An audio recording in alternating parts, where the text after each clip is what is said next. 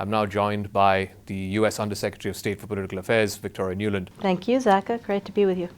Let's start with the biggest ongoing clash that is between Russia and Ukraine. What is the U.S. assessment of where the war stands right now as we pull up on a year since it began? And the million-dollar question everyone's asking, how is this likely to end? Well, Zaka, as you have said, it is almost a year since Russia invaded Ukraine, and it has been very brutal and cruel, and not simply on the battlefield, but we also see Russia attacking civilian infrastructure throughout the winter. What they can't win on the battlefield, they're trying to win by freezing Ukrainians and cutting off the water, but Ukraine is standing strong and is fighting back hard. We and our allies and partners in the 50-some country coalition that supports Ukraine have understood that Russia could end this war any day if it stopped fighting. So if Russia stopped fighting, the war would end. If Ukraine stops fighting, Ukraine ends. And so, as you saw when the President and President Zelensky met in Washington in December, the Ukrainians are committed to continuing to try to fight for their land, and we are now trying to get them what they will need to launch a successful winter and spring offensive, because currently the map on the ground does not favor them.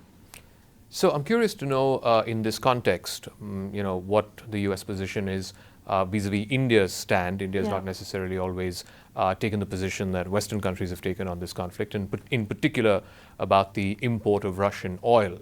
Russia, which was selling less than 1% of India's energy needs before this war began, and now it's India's largest energy supplier.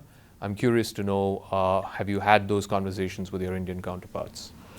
So we've been having very rich conversations with India throughout this period, including before the war began, when we were worried about it. As you know better than I, India has historic dependencies that go back to the Soviet period, particularly in the security sphere. Almost all of India's weaponry comes from Russia and the Soviet Union.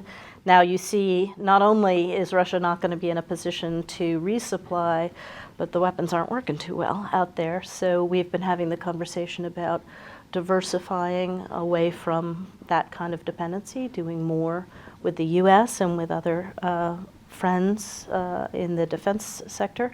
And of course, on the energy side, India, as you know, buys on the spot market, so it always goes for the best price. So one of the things that we've been talking about before and during and after the decision on an oil price cap by many of us was that this would actually benefit India. So even though you're buying more Russian oil, the fact that you're paying cheaper prices for it is good for India, but it also dries up the revenue that would otherwise contribute to Putin's war machine. So this is where we are now. You're going to buy your oil from somewhere. What we want to ensure is that you're not fueling the war.